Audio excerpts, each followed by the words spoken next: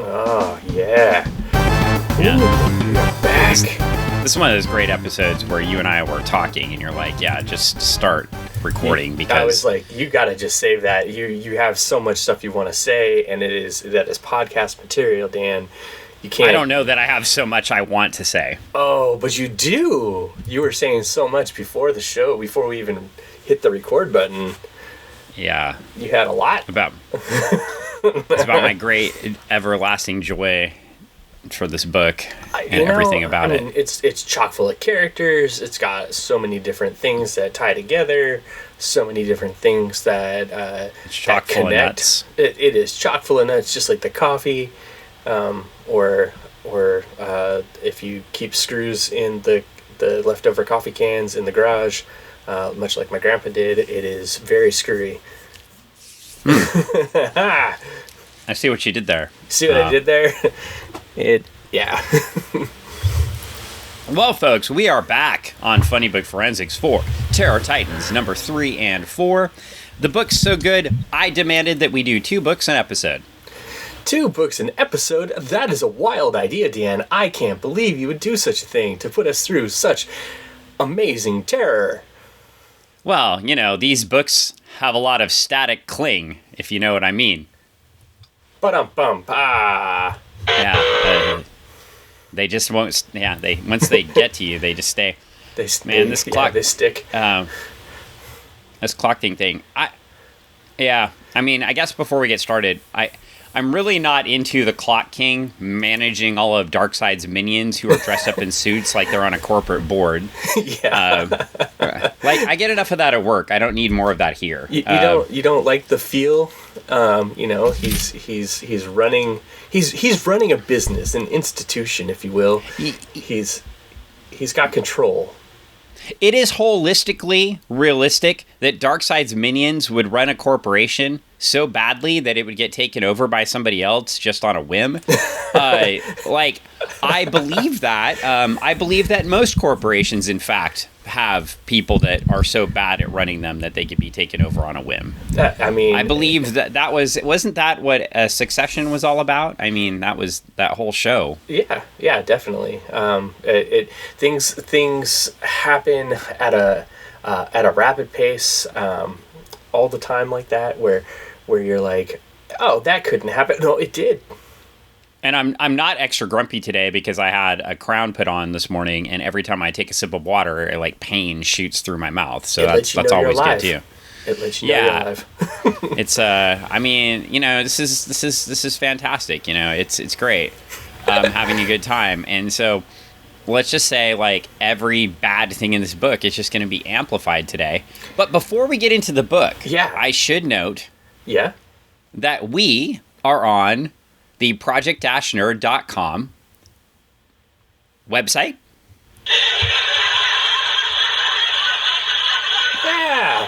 Yeah. And that's why we chose these books, because this website is all about something called Parricide, which I learned about today. No, it's not. Yes. In fact, if you go to project-nerd.com today, you can learn all about Parricide. Oh my gosh. No. Only if you listen to this podcast will you learn about Parricide. Well, we are a featured podcast on the site, and thus the site must be endorsing Parricide. Oh my goodness. Yes. No. But if you do, if you just reach out to Iggy and the team, and they will give you all sorts of resources on Parricide. It's a fantastic site. If you want to deep dive any sort of malicious behaviors in human society, project-nerd.com is your source. Oh my gosh, Dan. How many? Oh boy. That's so good. You don't even disagree with me this week, so we'll just move right past that. Then that's great. No words. Okay, well, project-nerd.com, home of Funny Book Forensics and many other fine podcasts that are starting up soon. And when they restart, we will let you know. We might even be on one of them soon. So press play, yeah. It's if you couldn't get more of us here, you're going to get more of us there. You're going to get more. We're everywhere. All the places that you didn't think you'd find us, we're going to be there. We are. We are all the places, including SummerCon on Friday the something of June. Yeah. Then there. It'll be That's Friday when the we'll be. 21st of June. I probably should buy those tickets. Yeah, we should buy those tickets. I'll probably do that right here live on the podcast. If you plan as on we go, being there, so. let us know. Reach out and then come find us and get a sticker. And I always laugh whenever I hear other podcasts. They're like, "Come find us and get a sticker," and I'm like, "Yeah, a sticker. That sounds like an awesome thing." And then here I am saying, "Yeah, come find us and get a sticker." Yeah, that's an awesome thing. But yeah, you could find us with our Funny Book Forensic hats and get a sticker. Maybe t-shirts. And maybe t-shirts, because Dan keeps telling me, threatening that he's going to have a t-shirt for me. And it'll say something I have a great. beautiful t-shirt I'm making for Greg. It says, "I click buttons." I do. I click the buttons. Yeah. So that's, we're working on that. So we are completely working on that. With that said, it looks like I can buy 2 tickets right here. That's fantastic. 2 tickets. To Paradise. Oh, man. That is awesome. It is Paradise because, Shooter, pow, pow, pow, pow is going to be there. Jim Shooter will be there. And we're just going to have... Dan Jurgens is going to be there, which I would argue is... I shouldn't rank creators against each other, right? No, you shouldn't rank characters against each other. But it's cool because he's a hand lotion guy, so if you go to the store... Oh, my God. Oh. No? Yeah. Oh. Sometimes it's okay. It's fine. Like, okay. If I get Parricide, you get that. Okay.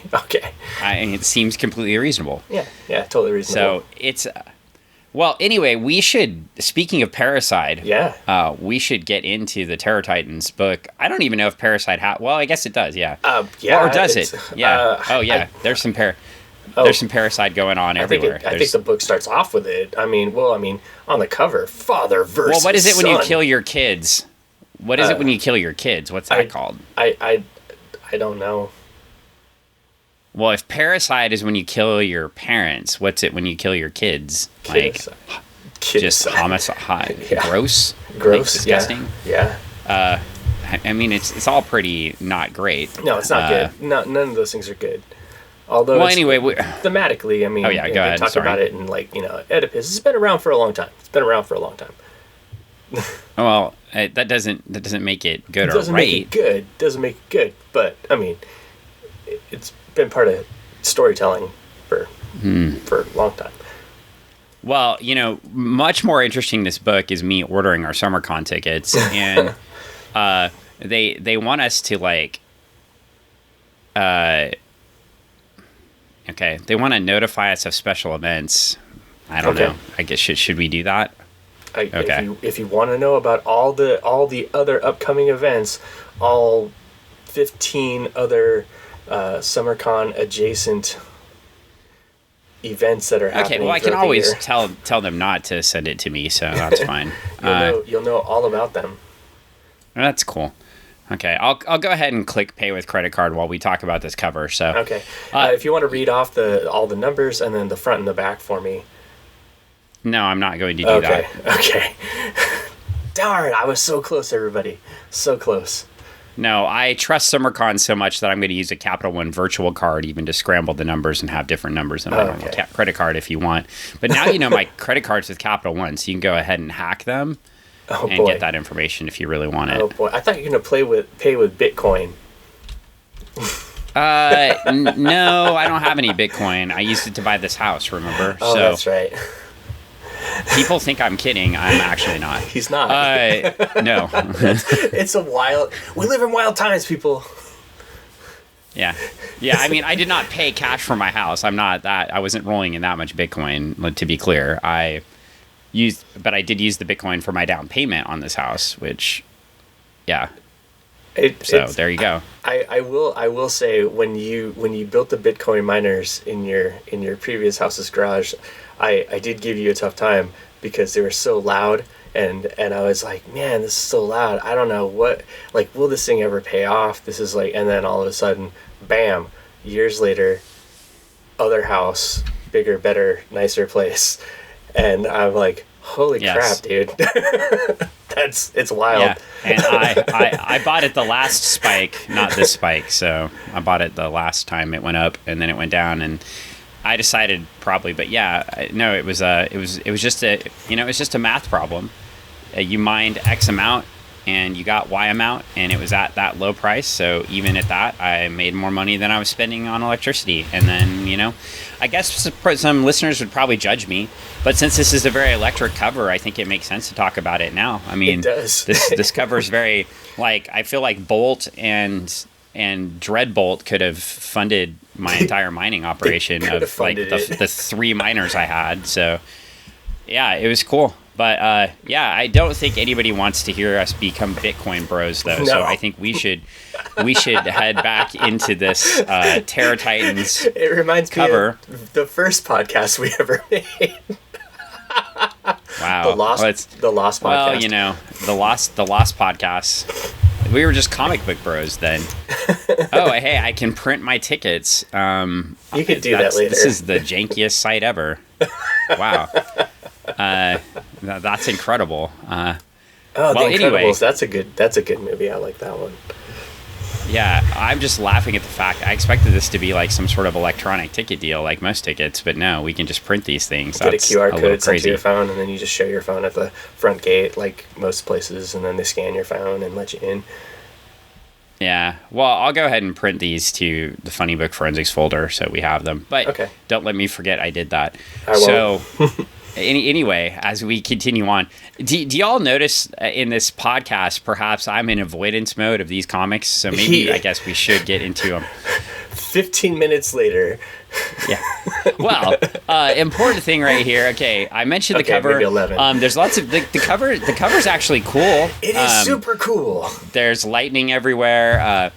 We've got Bolt, looks like he's going to murder Dreadbolt. So if you remember, Bolt is the daddy and Dreadbolt is the son. Yep. Terry, whatever. Mm-hmm. It looks like we have some people looking on. It looks like Clock King is looking on. I have no idea who that is next to Clock King, honestly. I don't know either. Is that Disruptor? It might be Disruptor. And then we've got Cobra. Copperhead. Oh, yeah. Serpentor. I thought you said it was Serpentor. Yeah, Sorry, Serpentor. I messed up. Yeah. Yeah. Destro. Yes, Destro. Next to Serpentor. Mm-hmm. Which I believe is Persuader, but yes. It's a dead ringer for Destro, honestly. Yeah. And the Baroness. And Ravager. Baroness. Ravager. It does look. Does Baroness only have one eye? I mean, Baroness has 2 eyes. Yeah, she has 2 eyes, but it looks like a G.I. Joe cover to me. It does. It does. Or a Legion of Superheroes. I think it's 302. Oh, okay. Lightning Lad is fighting his brother, Lightning Lord, and there's like lightning all over it's a big yellowy kind of cover like this, actually, but. Bro versus bro. I mean, this is a good cover. Yeah, it's a good cover. It's pretty solid. It almost starts to tell us what happens inside the book. Yeah. We should get right into it.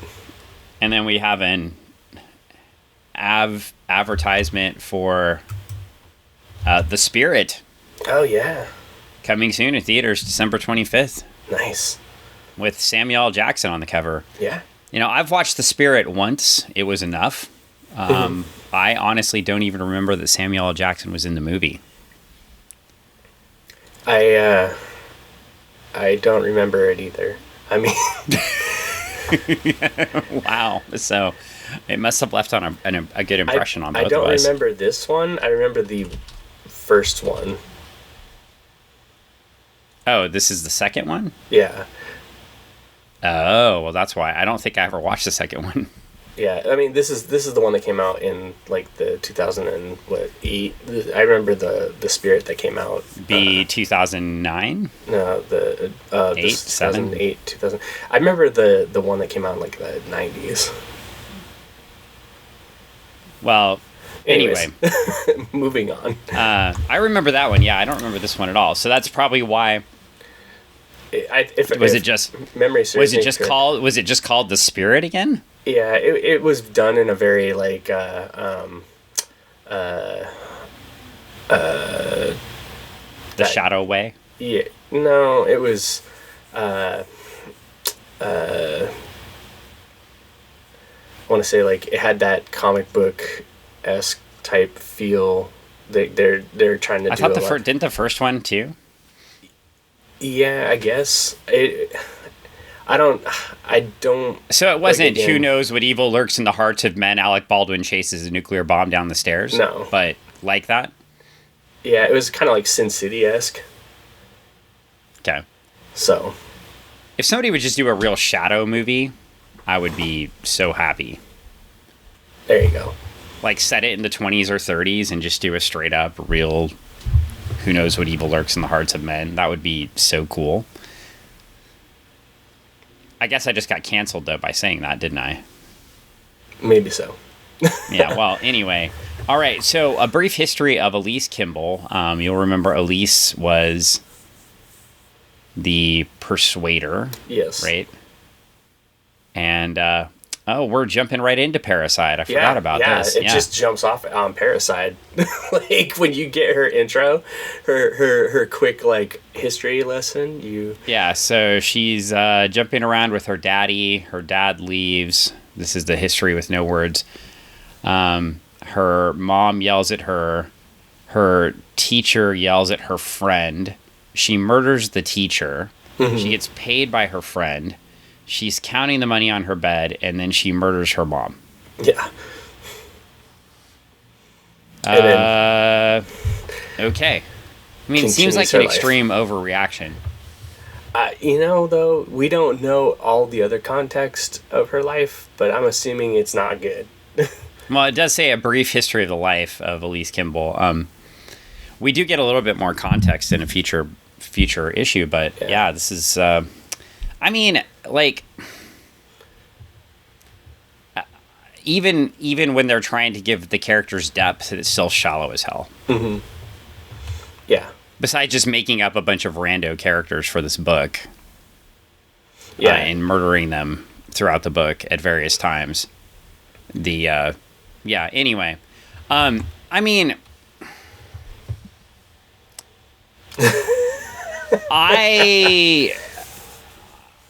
Yeah, like I read this. There's no words on this page, so I looked at this page. I guess there are words. A brief history of the life of Elise Kimball. Yeah. I'm an idiot. Yeah, and I didn't want to read any more of this book, but the show must go on, so I kept reading because I am dedicated as an esteemed member of the comic book media. I continued on for your benefit, our friends out there. Yeah. To let you know what happens in this book so you never, ever, ever have to read it. See, but you tell them to read these books with us. I don't think I told them to read these books. Oh, you did last episode. You told them to read along with us. And well, why did I do that? You're recanting now. Don't read these books, people. That's what you're saying. I made a judgment error. Please don't read these, you're saying. I mean... Well, if you want to find out about the introduction of static into the DC universe, main DC universe, it's here in this issue. Yeah, spoiler. And that's why Jiu-Jitsu lawyer Paul Boudreaux wanted us to read this. Well, good news is Jiu-Jitsu lawyer Paul Boudreaux. You know, I bought some amazing lunch, these giant Korean steam buns from a place called House of Mandu. Yeah. In Paldo World Market on South Tacoma Way. Yeah. If you've never been there, you should go and get these magical things. And I sent Jiu-Jitsu lawyer Paul Boudreaux a note that said there was House of Mandu sitting on the kitchen counter. And, you know, I think I'm just going to have to go down there and take those away and eat them myself. Because there's no more buns for you. Yes, this is... Oh, wow. All right, so anyway... eat your sadness, Dan. Eat your sadness. Yeah. Well, also, like, I was rushing home to do this podcast with you, and I was trying to drive. It was like noontime in the Korean district of South Tacoma. Uh-huh. So it was Dan and 1,000 Korean grandmas driving around South Tacoma Way. Very slow. Very slow and very indecisive in the driving going on around me. Very densely packed. Yeah, it's a lane, or maybe choosing a lane, not choosing a lane. There was a lot of Dan driving with Korean grandmas, and that's why I was late. It was fine. I didn't try to rush the Korean grandmas. You know, they're out in their thing. They're doing their thing. It's shopping day, big weekend, you know. It was shopping. It was, but it was terrifying to say the least. The good news is, the wreck's only going to be at 20 miles an hour. So that's true. If it does happen, yeah. I mean, but then I'm scared because I'm afraid I'm going to hurt one of the Korean grandmas, and I wouldn't. Yeah. So, well, anyway, we are off. The Persuader shows back up with the Clock King. Remember, she was with Terry with Dreadbolt last time, and she's like, "Yep, I dropped him off with his dad." Yep. And is there anything else of here of import? Oh, she wants to see her dad. Yeah, and Clock King's like, yeah, you can do that. Okay. And basically says, but you can't be insubordinate anymore. At this point, she should have just chopped his head off with her atomic axe. But no, here's the question. Yeah. The atomic, so he can see, he's like 5 minutes or 5 seconds or not 5 seconds ahead in time. He's got, I can't remember if it's 5 seconds or 5 minutes, but it is. And they're in his time layer. Well, it's not his, it's his home, right? Yeah, it's his home. And, but like her atomic axe can cut through anything, right? Mm-hmm. So couldn't it cut through time? Maybe. It makes that, multi-dimensional. Yeah. I mean, just a thought. It's a thought. So anyway, yeah. Anyway, now we've got the Bolts or the Bolt family having a reunion on top of the building. Yeah. A Bolt family reunion. Oh, how sweet. Yeah, I mean, it looks like they grabbed some White Claw. Is it White Claw? Is that right? Yeah, White Claw. Yeah, they grabbed some White Claw, had a nice father-son conversation. They're going to work it all out. Yeah, just hanging out, crushing some cans. Yeah. When you got the claw, there is no law. We start reading, and Bolt starts basically berating his son and telling him he has no spine and calling him a sissy over and over again in the lamest ass writing ever. Yeah, it gets boring. It's like worse than After School Special script writing from the 80s. Like, this is terrible. Yeah. Why aren't you doing the family business? That's what you should be doing. I told you to do that. You're a sissy. You're a sissy. You're a sissy. You're a sissy. Yeah, the word sissy appears on this page 3 fucking times. Yeah. And anyway, and then he presumably murders his dad. Yeah. Okay. There we go. And we get the title... As he's murdering his dad, we get the proud owners of this book, Terror Titans Part 3, Daddy Issues, Sean McKeever, writer, Joe Bennett, pencils, Jack Jadson, inks, Ron Reis, colors, Travis Lanham, letters, Rex Ogle, assistant editor, and Gehrlein and Cunningham are the editors here. And notice Dan Didio did not put his name on this one. Yeah, wonder why. Well... we're here, so we might as well jump in. Continue. We get an advertisement for the PSP, and then we continue. More fighting is happening, and it looks like they're gonna become friends, but then in a turn... Bolt says, as far as I'm concerned, you were stillborn. No. And then, so he's not murdered yet. Okay. He's not.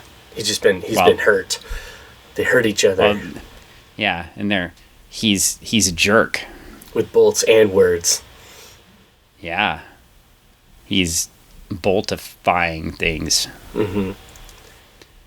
Well, then we get back to the Clock King's lair, and all of our hero titans, the C-Squad titans, are all listening to Darkseid chants. Yeah, they're rocking out. I mean, they're being brainwashed.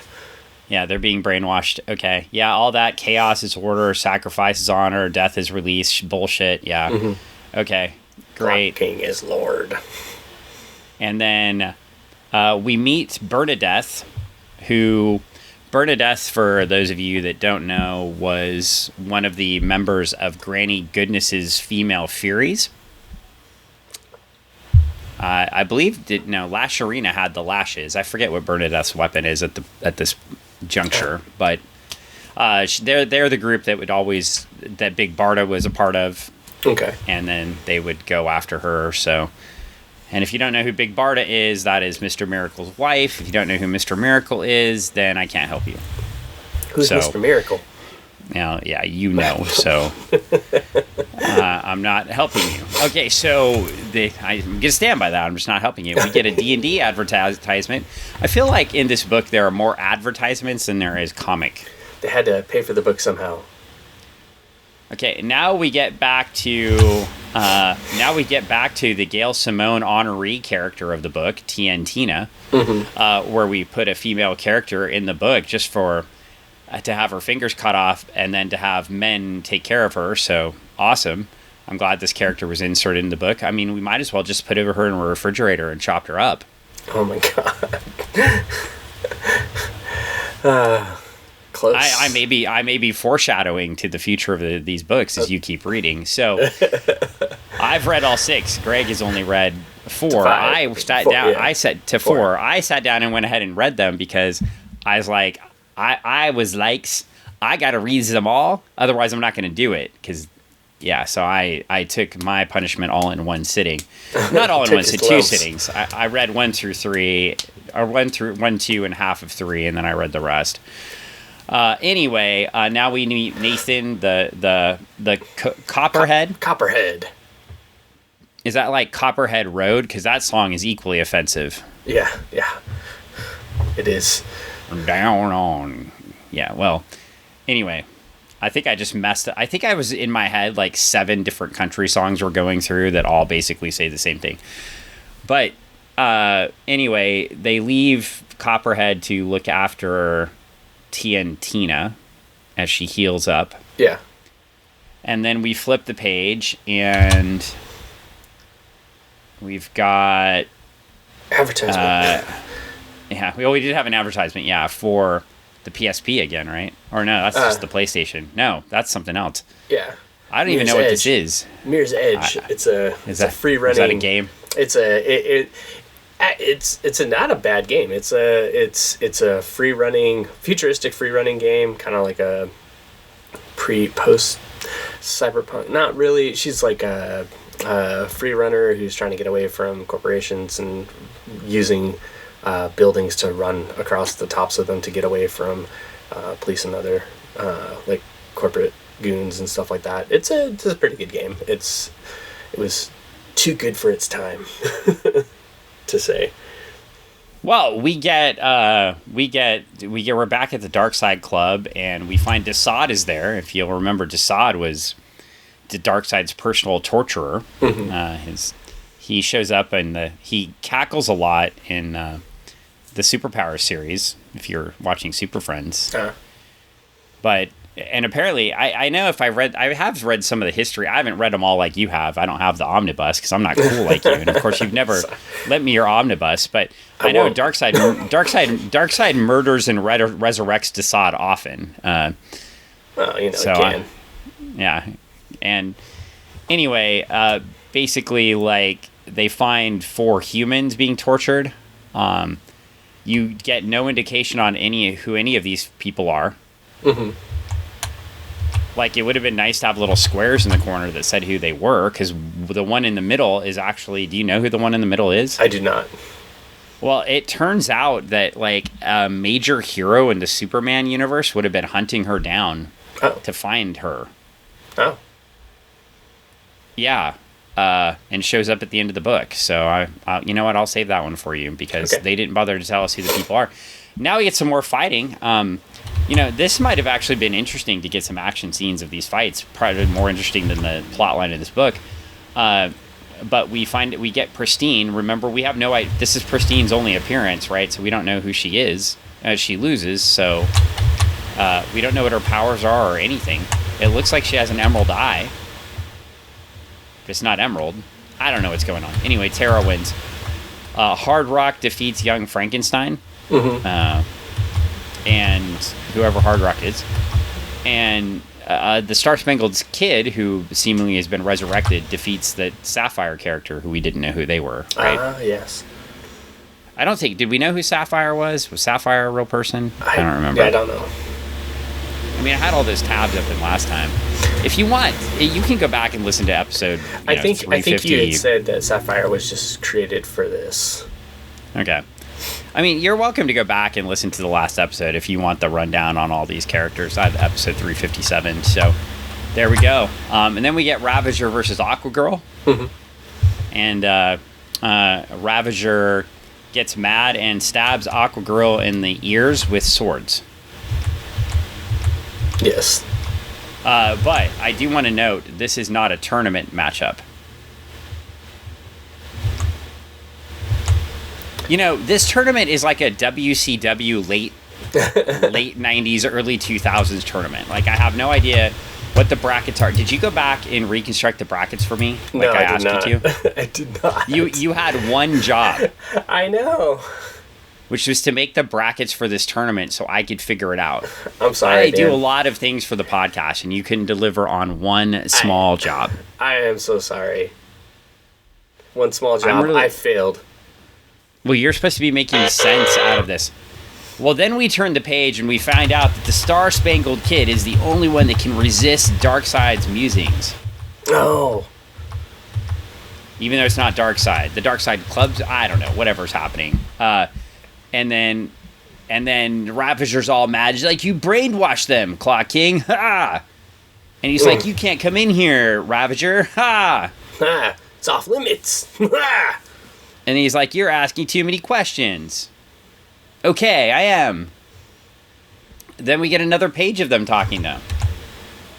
And we get to find that Ravager, he wants her to lose in the tournament. So, and she's like, because of what I did to Aquagirl. And she's like, I didn't come close to killing her. I don't know what her definition of killing is, but if you stab somebody through the ears with swords, that seems like you would come close to killing someone. Yeah. Like, that seemed like, it's like pretty close. It's like, well, anyway, yeah. Anyway, if she wins the next... And then the Clock King's like, I don't care. You win, you lose. You'll get the information. I'll tell you stuff about what I'm doing here. And she's like, fine. So then we're back around the table with the Darkseid Club executives that are left. And we don't really get told who any of them are, if I remember, except Bernadette, right? Yeah. I feel like one of them shows up in here. Well, anyway, we've got Suit Guy and Strange Mask Guy and Bernadette. And they're all talking. And then Dreadbolt shows back up, and Clock King doesn't give a crap about what they have to say. And then we get one of these amazing Above the Influence ads that I'm trying to figure out what. So it says, become a burrito taster. Yeah. Start earning now. Why waste the best days of your life going to college when you can train to become a burrito taster? Money, power, and jetpacks are just some of the benefits certified burrito tasters enjoy. What the fuck is this? I don't know. I have no clue. It's like, don't be a pothead. Don't go to college. Just become a burrito taster. It's very misleading. Whoever wrote these does not understand what is not desirable about going to college.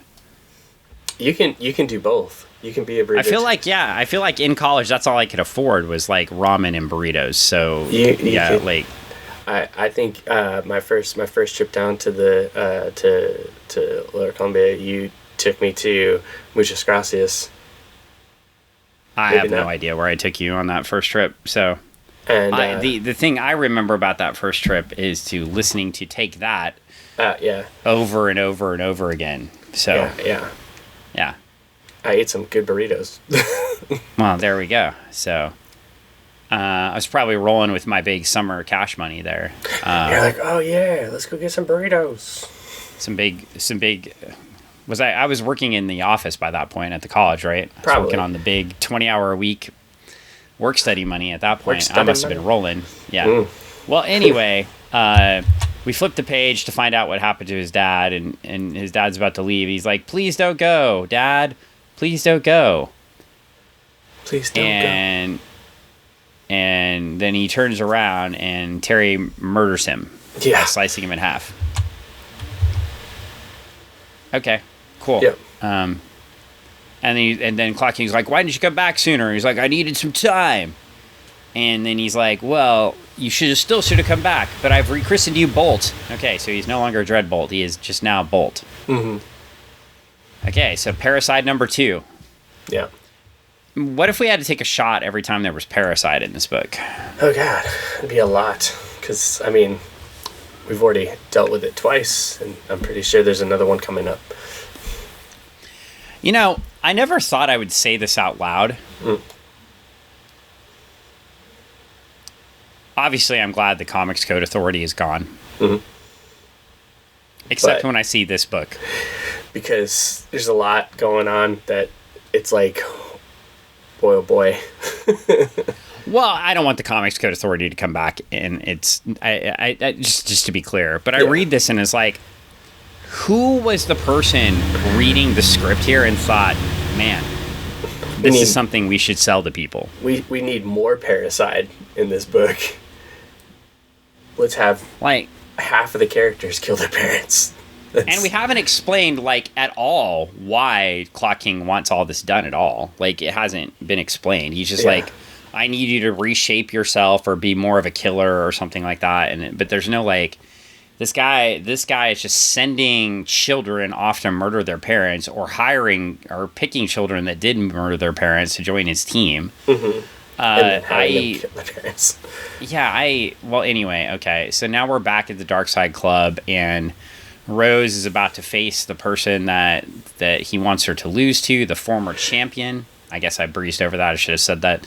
The former champion. There was discussion in the Dark Side Club people of they couldn't control the former champion. Mm-hmm. That's what they were talking about. And now we get a whole big announcement. Ladies and gentlemen, everyone else, welcome to the Dark Side Club. We have got an epic showdown for you tonight. Breaking from the tournament for this special one-time mega bout is our newest crowd favorite 3-time winner, Ravager. And she'll be facing down the one meta no one thought they'd see again, the reigning Dark Side Club champion. Here he comes, still undefeated and ready for the brand of carnage and mayhem you all love so much. This is it, folks. The one throwdown you'd kill yourself for missing. It's the ruthless Ravager versus the shocking Static. Oh! We get a very angry-looking Static, and we get the clever title, next issue, Shock to the System. Whoa. Okay. We get an ad for the Army. Mm-hmm. I'm sure the Army was very proud of putting their ads on this because they are all about the same things we read in this book. Yeah. Finding young people that have issues to build them up. Just like the Clock King. Yeah. Hey. Wow. Oh, well, that got dark fast. I know. With an ad for the Dark Knight on the back, too. Good movie. Saw it on my wedding night. While I was... Yeah, I mean, those were good movies, except the Bane... That's not the Bane one, yeah. What was the Bane one? Second one. Yeah. That was... yeah, those for the most part were good movies. They're much better than whatever that... I didn't know that the new Batman was a vampire. So what was that? Did you make a noise? No, I'm just. I don't know. I don't know what's happening. I've got a sleepy dog back here. I don't know. I don't know what's happening at this moment. This is bad. I just thought about how terrible that last Batman movie was. And then my thought was, if it was like the vampire DC universe, it might have been better. Yeah. Yeah, like if it was a vampire Batman.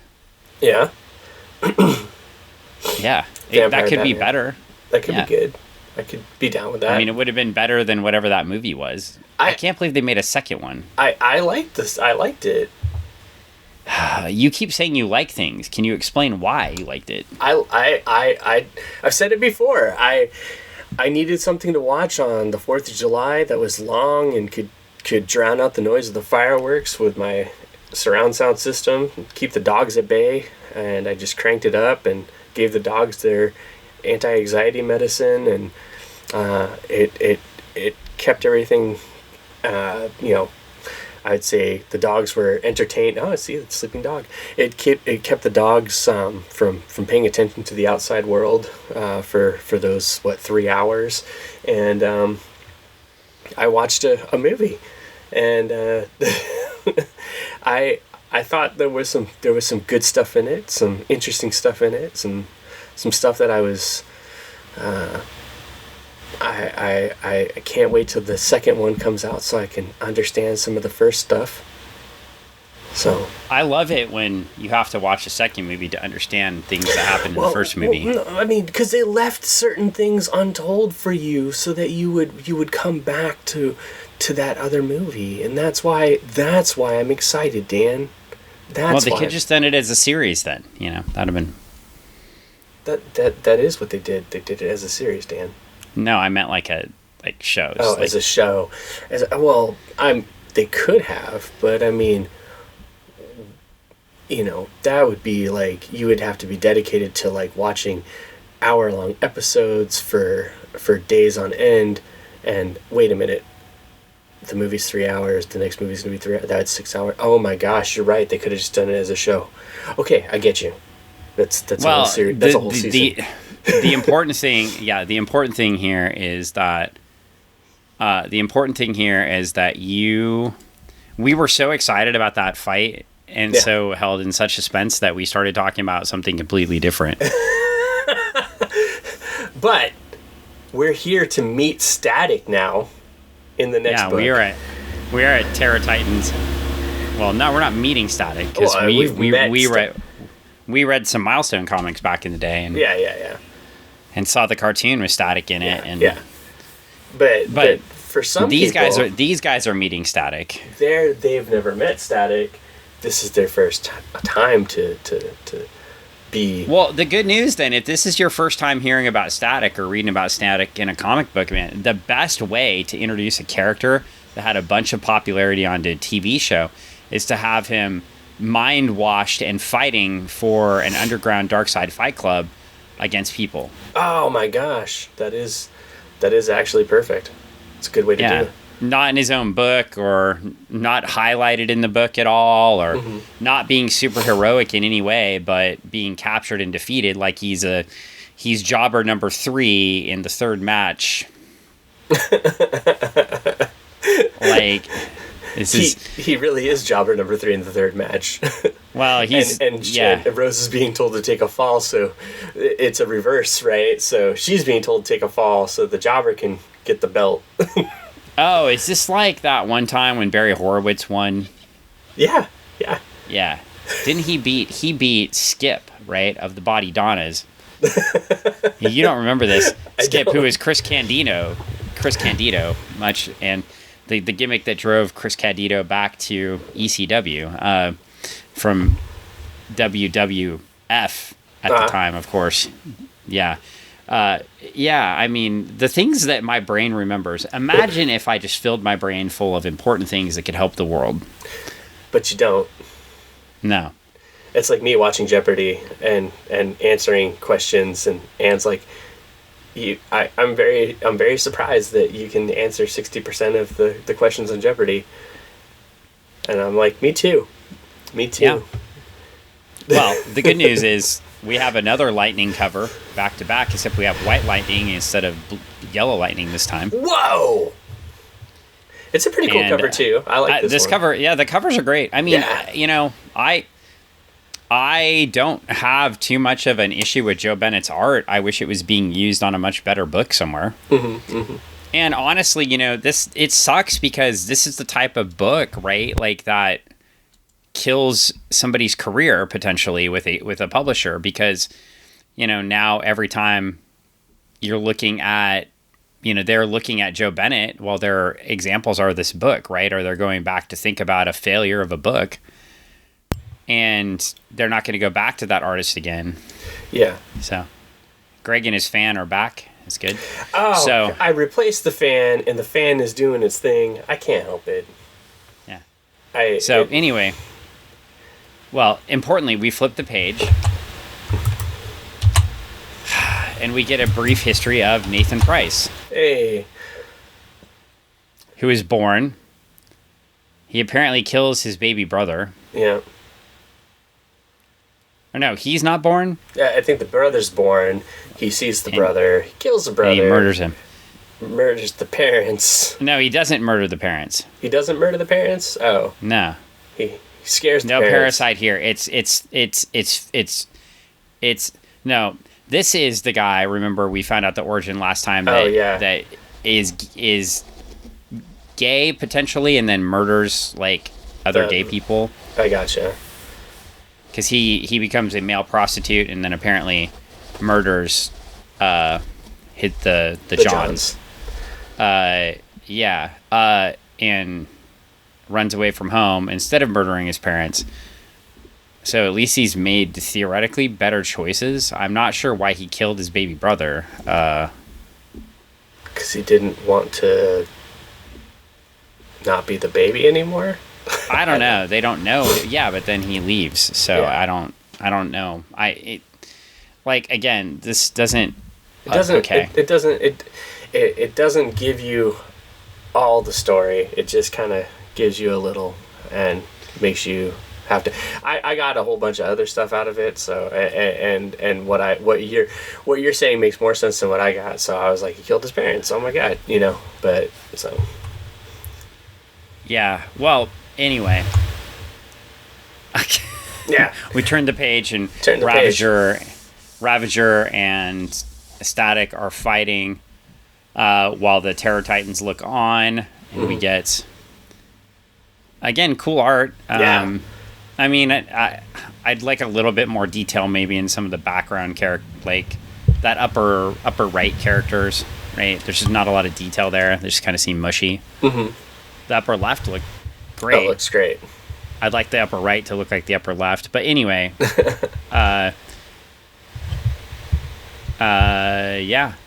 Especially since they're all standing in the same order. But anyway, at least that detail's hit. Right. And yeah, like we get Terror Titans Part 4, Shock and Awe, brought to you by Sean McKeever with Pride, Joe Bennett, Jack Jadson, Ron Reis on colors, Travis Lanham on letters, Rex Ogle, assistant editor, and Gehrlein and Dan Didio is back as a named editor on this book. So he took one off.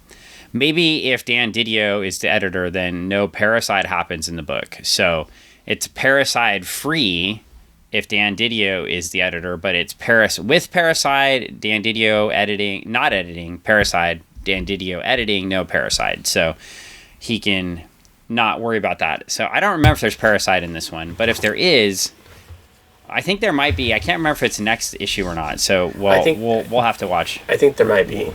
We'll have to watch for some more Parricide. Well, yeah. Is it Parricide if you murder a step or not a step? Is it Parricide if you murder a foster parent or an adopted parent? Probably. I mean, okay. Well, anyway, we get listeners. Ravager. Tell us what you find out. Yeah, you can go ahead and research that for us. I'm going to save my time on that one. We get the announcer going through the fight. We've got a bunch of things happening. We've got Disruptor talking more shit about how she could beat people up, and the boss man, and apparently like she's jealous because like she was the favorite of Clock King. Yeah, before Ravager came along. Okay. And we'll get some more on that too. What agility, folks? Anyway, Ravager's looking like she's gonna win, and then she gets zapped. And Static's going kill, kill, kill. Oh my god! As he goes to zap her, and then then he pauses after he zaps her and is like, "You can't control me. What? Hey." Well, he says, "I swear I told you, morons." And then they they shoot him with a bunch of trank darts. Yeah. Like 6 of them. I mean, that really can't be good. No. And anyway, and somebody in the background's like, "Don't ever bet against the Clock King." So Rose took the dive against Static, though I don't know if she could have beaten Static anyway, but he also is being mind controlled, so Static wouldn't have been fighting to begin with, so it's quite the conundrum here. I'm not sure. Well, anyway, we get back, and the poor Star Spangled Kid, they're trying all sorts of different drug cocktails on him, and none of them's working. The Persuader comes back to Clock King and is like, "Hey, I still want to see my dad." Where's my dad? And he's like, "Fine, you get to see your dad." She's like, "Thank you." And so Rose comes storming in, and she's like, "You manipulative son of a bitch. Oh. You've tried to have me killed again. And he's like, "No, I didn't." And he uses one of his little clock trick things, and he freezes time, and they have a conversation. And then she's like, "I'm out of the tournament like you wanted." Okay, now, if we go back to the last issue, she won her tournament match against Aqua Girl, correct? Yeah, correct.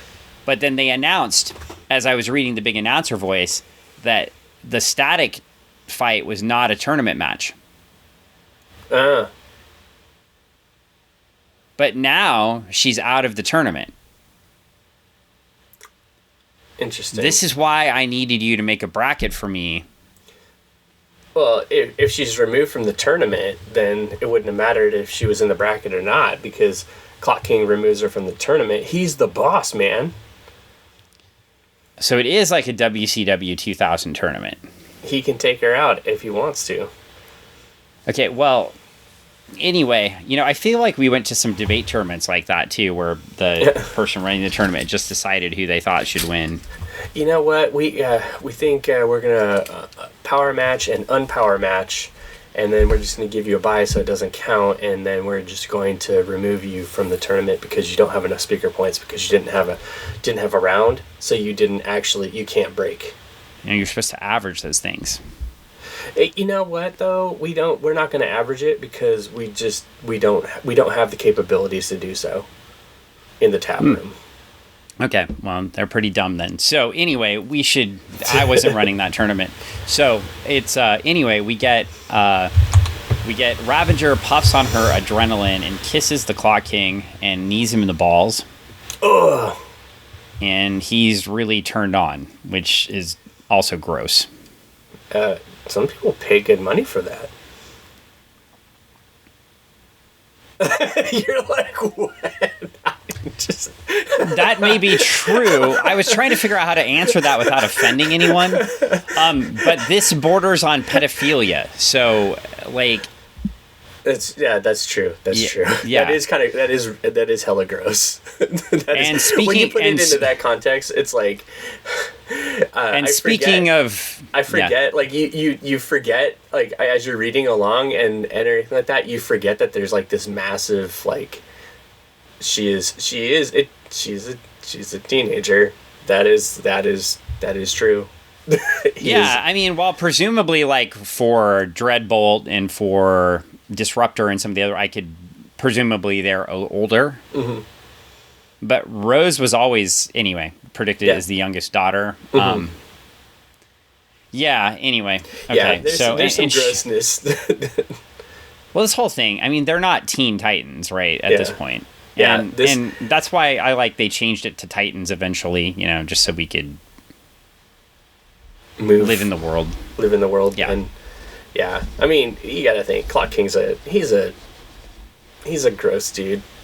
He's a gross dude. Well, Disruptor comes in dressed in...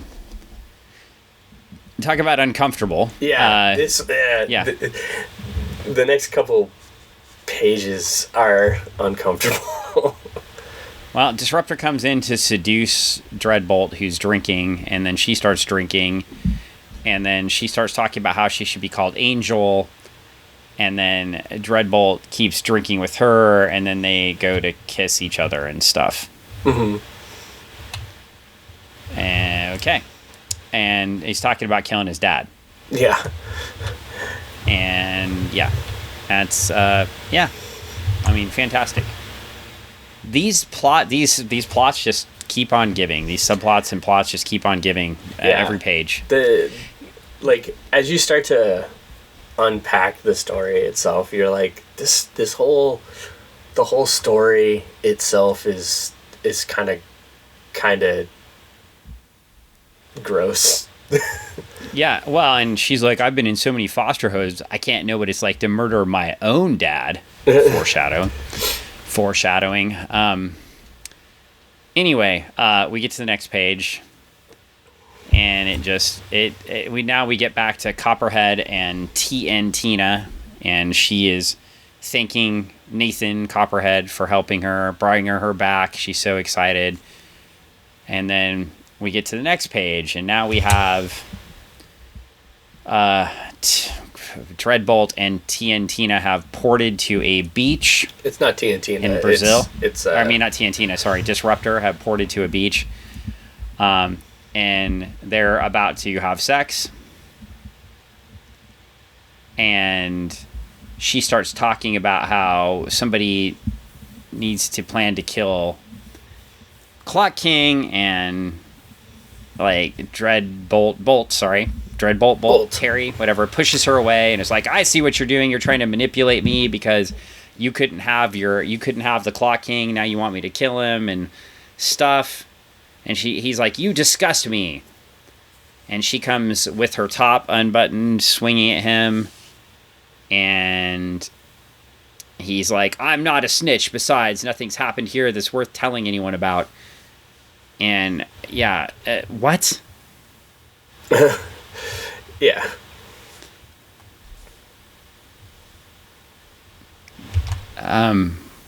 Yeah. It's just I don't. It's all sorts of messed up. They fight. It's messed up. Yeah. Well. Okay. So that plot line definitely needed to be there. Yeah. So now we get to round 3, and Aqua Girl is fighting. Hey, she's not dead. But she just lost her last round. So how is she fighting? They had to bring her back in. So if you lose, you get to come back. Well, she's fighting Terra, and Terra wins anyway. So, okay. And then the Star Spangled Kid is fighting Hard Rock. It's Hard Rock, yeah. Who presumably, based on body shape and size, should have an easy win here against the human Star Spangled Kid. But the Star Spangled Kid grabs a heavy rock and hits him in the head with a rock and presumably murders him. But then they tell us he's going to feel that in the morning. If I did have a complaint about the art, sometimes the art doesn't match the what's going on in the pages all the time. Like when there's a gush on the top of somebody's head and blood coming out of their nose, I'm going to assume that they're dead. Yeah, that makes sense. Or somebody gets stabbed in the head. You would think they're dead, but then they're alive. Yeah. So we turn the page, and the Persuader, Elise, is sitting down, and her dad comes in. Hey. And they have this very touching conversation for 2 pages about why he left, and her mom telling about her mom being abusive and threatening to call the authorities on him and all of these things. And he's like, I never stopped loving you. And then the Clock King murders him on the next page. Yeah. Okay. Because, he needs a persuader he needed to persuade the persuader. I guess. I mean, I don't know. That's coercion, not persuasion. But anyway, it's, yeah, all right. And then the Clock King just starts going off and says, you're going to be my soldier. It has to be without compromise. I don't know what the fuck's happening right here. I don't know the logic. I don't know how any of this gets people to be his soldiers. He's like, you must not be soft, and it shows Disruptor and Bolt, you must not cling to childish notions like love and hope. And he shows Copperhead overlooking Tiantina. It's my charge to rid you of such failings. And now we have Rose puffing on her adrenaline. He's like, you hate me right now with your soul. That's fine. But don't let it reduce you. Don't let it consume you. Instead, flip page. Allow it to set you free. What the fuck? And now we're back to the dark side things. Chaos is order, sacrifice is honor. So he's trying to replace dark side, apparently. The Clock King. Yeah. Okay. And then we get Bernadette is still programming Star Spangled Kid, and Star Spangled Kid says, Clock King is Lord. And he's like, good, it means it's time to begin. Okay. Time to begin what? I guess you'll find out when Terror strikes. Oh, God, I can't wait. Next, in Terror Titans number 5, a winner is declared, and Clock King's end goal is revealed. Oh. Fucking fantastic. Yeah. Oh, you're so excited. You know, this comic book is really bad. It is not your favorite. This comic book is worse than US 1 High Adventure Trucking. Oh, man. I'm gonna say, during the first 2 issues, I had that like hope that it was gonna evolve into something that was like good, and then I read these 2 issues and I was like, wow, it devolved into something that it's really gross. Yeah, and it is disgusting. I'm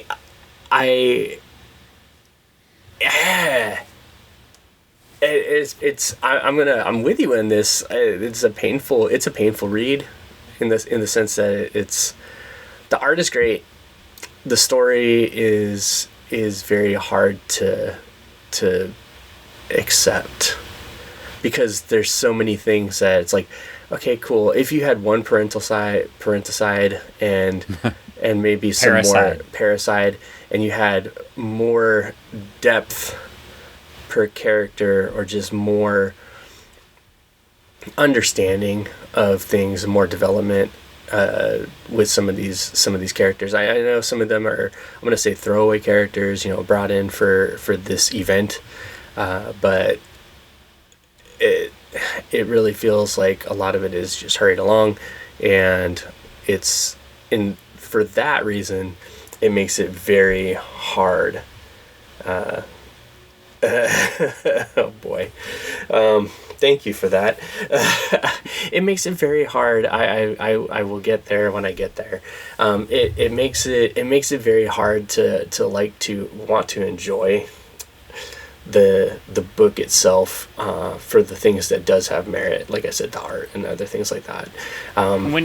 When there's no desirable characters to root for, I mean, Rose isn't really, you don't know what Rose is doing, except she's I guess infiltrating the group, I guess, but you don't know. I can also tell you that if you're reading Teen Titans, Rose just left in a huff, basically, and went off to do her own thing. So, which is this, maybe. Yeah, which is this, maybe. And so, but you don't have any, redeeming... we don't know why we're rooting for her, in particular. Mm-hmm. We don't know... We're not rooting for any of the Terror Titans. Yeah. And for any of the metas that are trapped, it's like you want them to be freed, but you don't... There's not a whole lot for you to grasp. There's nothing to latch onto. Yeah. I mean, there's nothing to latch onto because they're just all trapped, right? Mm-hmm. So, and it's like for everybody else, it's just like it's very easy to dislike everybody in the book. Yeah. Well, it's bad. So, unless it's a great book if you like bad guys, or like the if you like the bad guy I would even say construct. that these are not good bad guy constructs. Yeah, no, you don't think so? You don't think it's no, no, I don't like. Okay, so there are psychopaths in the world, but every one of them is okay. Yeah. And if they are, why aren't they doing more like murdering of each other? Like I don't know. Instead like of fighting, it's just instead of being in a gigantic fight club, they could be out there causing mayhem and doing other stuff as a rogue gallery, creating chaos out there. Unless that's what Clock King's end goal is to like pit them against all these NPCs that he's created, and then get them to level up, if you will, and then go out there and then become agents of chaos. But we're still very far removed from that, and I don't see this going into a further storyline after issue 6. So yeah, well, and this new version of the Clock King, Clock King number 2. Mm-hmm. He's going to really make it past this series because he had 11 total appearances in DC Comics. Okay. And the 11th appearance was Terror Titans Volume 1, number 6. Uh-huh.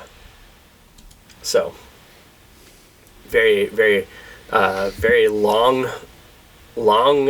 standing character here. Well, I guess the point is if they did plan to do something with him, which they presumably are, right, and make him a somewhat powerful villain, right? Mm-hmm. This series killed that. Yeah, probably because it's not that great. Yeah, I mean, that's the thing. There's also some Teen Titans books going on at the same time talking about the Darkseid Club that we could be reading in line with this. Yeah.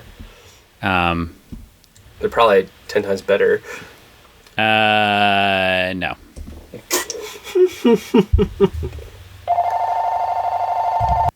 Yeah. But you get the other side of it if you're reading that. So, like, here's a synopsis of one of the issues for you. Looking at this. We've got Kid Devil was fighting Hard Rock at the Darkseid Club, which I don't even remember that happening, but abandoned the fight as he was winning due to Miss Martian using her telepathy to convince him to do so. Elsewhere, Wonder Girl and Ravager fought Persuader and Disruptor before the two Teen Titans and Blue Beetle joined Robin in fighting Clock King. Kid Devil was thrown into a cell with Miss Martian and was brainwashed, and a brainwash Fever, who's already dead in this book, so this was, I guess, all happening leading into Terror Titans. And Rose left with a device to port her away. So, yeah, I mean, there's just a lot of awfulness going on.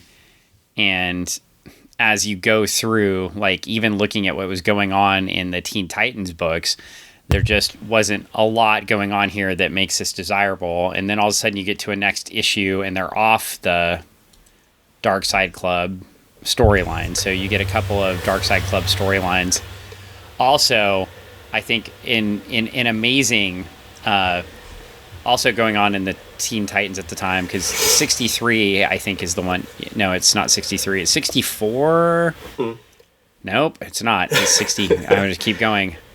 All these issues going on around this time. So there was a couple lead-in issues to the Darkseid Club thing before the series, because it launches you off over here. At the end of this series, good God, we get Faces of Evil Copperhead. I can't find it, actually. I thought it was 60. Anyway, there's a cover with static on it. So much. But as we go back through these Teen Titans issues, there's such amazing things happening in Teen Titans at the time. For example, we get the introduction of Marvin, Wendy, and Wonder Dog into the Teen Titans universe. I know everybody was dying for that. Mm-hmm. I know you were you couldn't wait, right? I couldn't wait. So, yeah, I mean, wow. Yeah.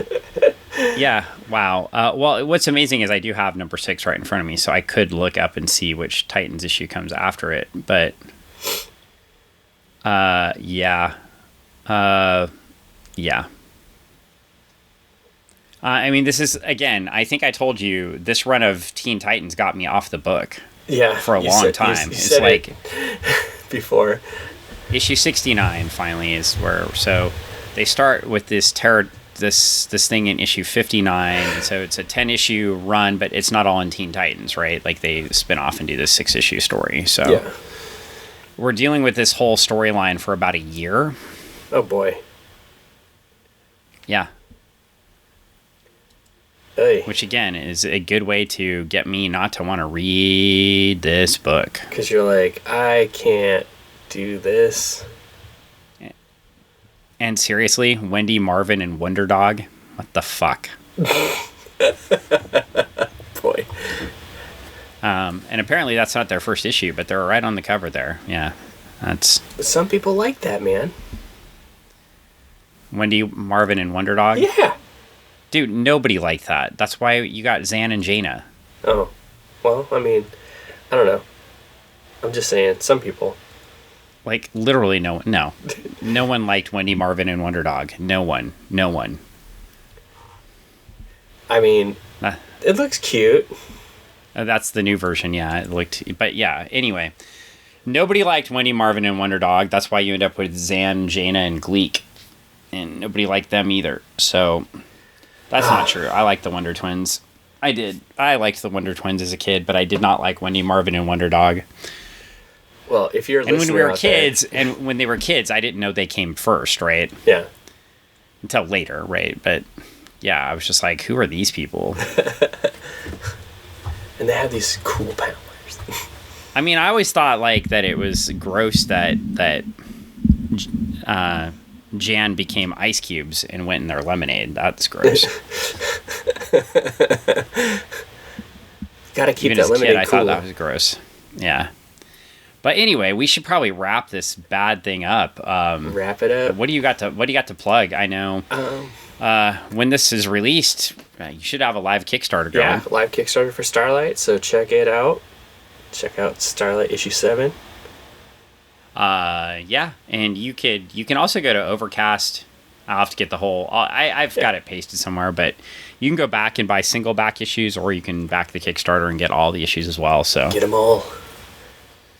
Yeah, I mean, buy it. It's a good book. You heard us analyze it, so it's if you heard us analyze that episode and you liked what you were hearing, well, get more. Get more. And yeah, I mean, that's it. You'll see us at SummerCon on Friday the 20-something. But you're going to have to walk around and walk up to us Friday the 21st of June. But you're going to have to walk around and walk up to us and greet us, because when I'm at a con, I don't greet anyone. So you can greet Greg, and unless I'm behind a table. But when I'm out walking around in public, I'm going to be all scaredy cat. So come up and be nice to us, and I'll give you a sticker. He'll be looking at stuff and checking things out just like a normal. Yeah. Well, I don't think there's anything normal there, but yeah, we'll roll with that. That's a good explanation. We'll just be like normal people, like you out there in podcast land. We'll just be out there just like you at the convention, looking at. And of course, cool you can find Greg at the Retro Emporium on Meeker Street in Kent, Washington, and despite his best efforts, you can to hide after these podcasts, you can find jiu-jitsu lawyer Paul Boudreau at Certified Martial Arts on Bridgeport Way and 27th in Tacoma, Washington. So if you want some good training, I would go hang out with Paul and get some good jiu-jitsu training. Otherwise, I think that's it. Yeah. That's we plugged our fake sponsors. We even talked about the podcast network we're on. That great project-nerd.com, home of articles and resources on Parricide. No. No. And so go check them out and you can find out more. So with that, we should probably wrap this up. So this was another fantastic episode. Us taking the hit for you of Funny Book Forensics. Bye now. The button. Oh, God. It's hiding.